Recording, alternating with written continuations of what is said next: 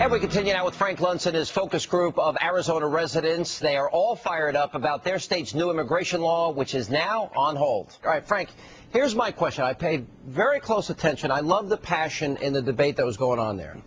My question is, because a lot of people expressed concern about racial profiling. Not only does it not encourage racial profiling, it specifically prohibits it. And I want to ask you, why did they understanding that, and that the president totally, completely mischaracterized the bill, and does that bother them? Let's ask them. First question, this comes from Sean now. Do you realize that the legislation actually discourages, prevents racial profiling?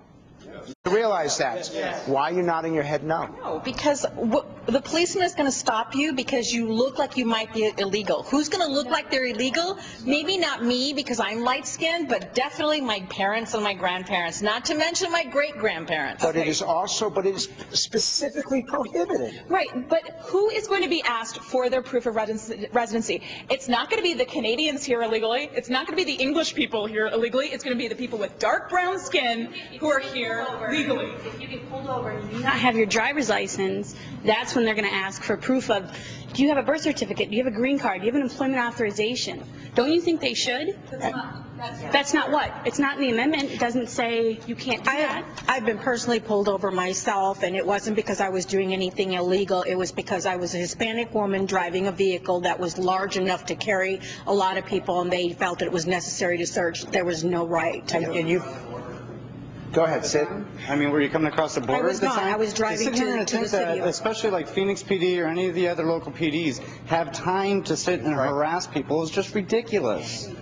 Okay, let me ask you guys a question now. I want a show of hands. Is this the responsibility? Who has failed? The state or the federal government? How many of you believe it's Washington who's failed? Wow. Do you guys got that? Do you got the white shot? Everyone in this room, by the way, everyone hasn't agreed on anything since the Revolutionary War. So, Sean, clearly they understand, or they hold Washington accountable for it. Yeah. What else can I ask them for you? Well, first of all, the president specifically mischaracterized this bill when he said, well, you walk into an ice cream shop with your kid, and they're going to be asking for your papers. Frank, there are 42 states that require that you have identification on with you, and when I get pulled over, one of the first things they do is they check and see if there is a warrant for my arrest. They do that for everybody. Go ahead. Okay, guys, 42 states require identification. What's wrong with Arizona requiring identification? Nothing's wrong with that. You have to be able to let law enforcement do their job, and you have to be able to identify people so you can identify people that are doing things illegal and what about the law.